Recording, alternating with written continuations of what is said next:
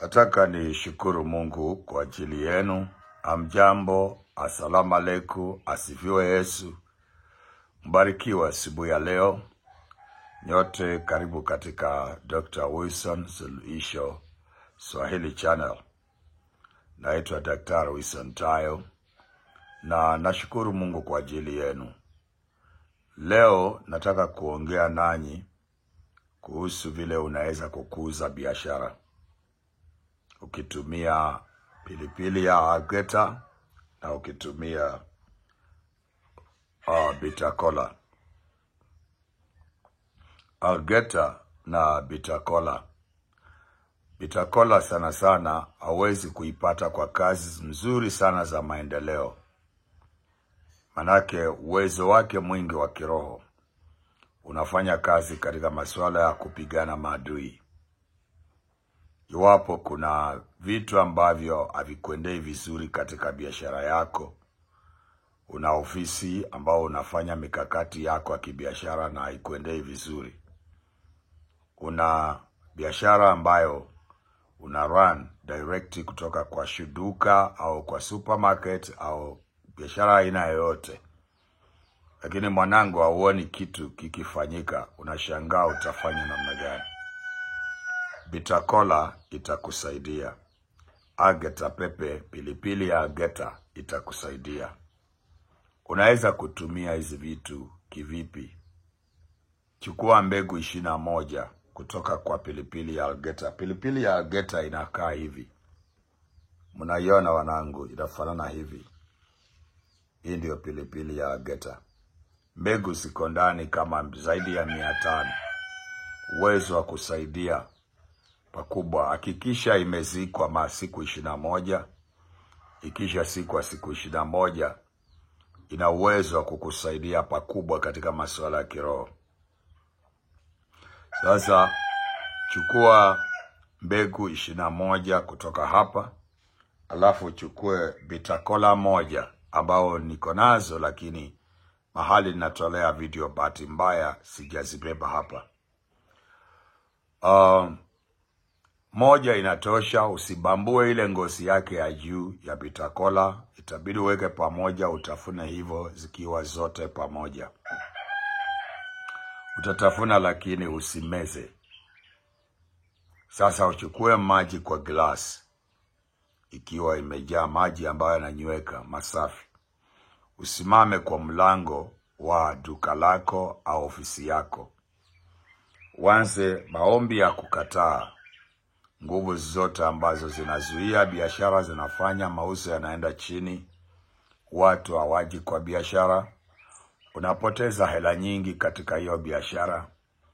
Basi unakataa.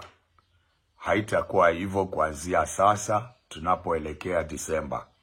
Kwa mwezi 2.5 au 3 imebaki, Mungu akusaidie mauzo yako yabadilike, yalete faida. Alafu unakunywa maji kwa glasi, unakunywa kwa kinywa chako, unachanganya na ile vitu ambao umetafuna, alafu unatema. Utakuwa unafanya hivyo mara 7.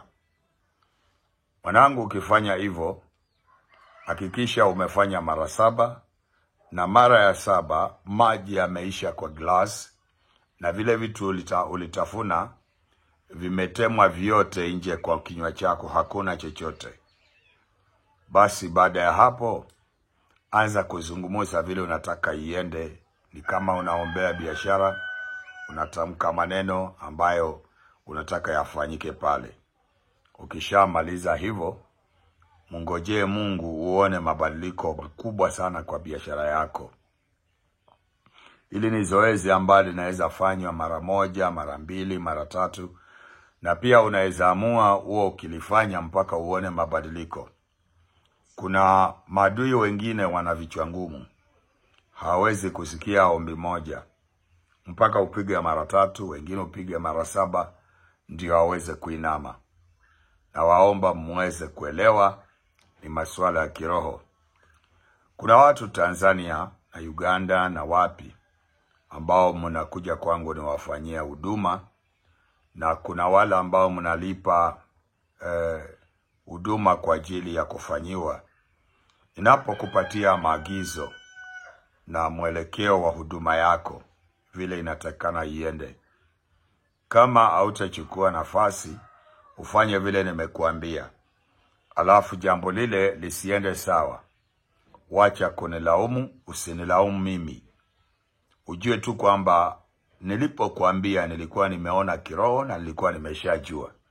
So nikakuambia fanya hivi na hivi, na hiyo product nimekutumia fanya hivi na hivi, itakuwa hivi na vile.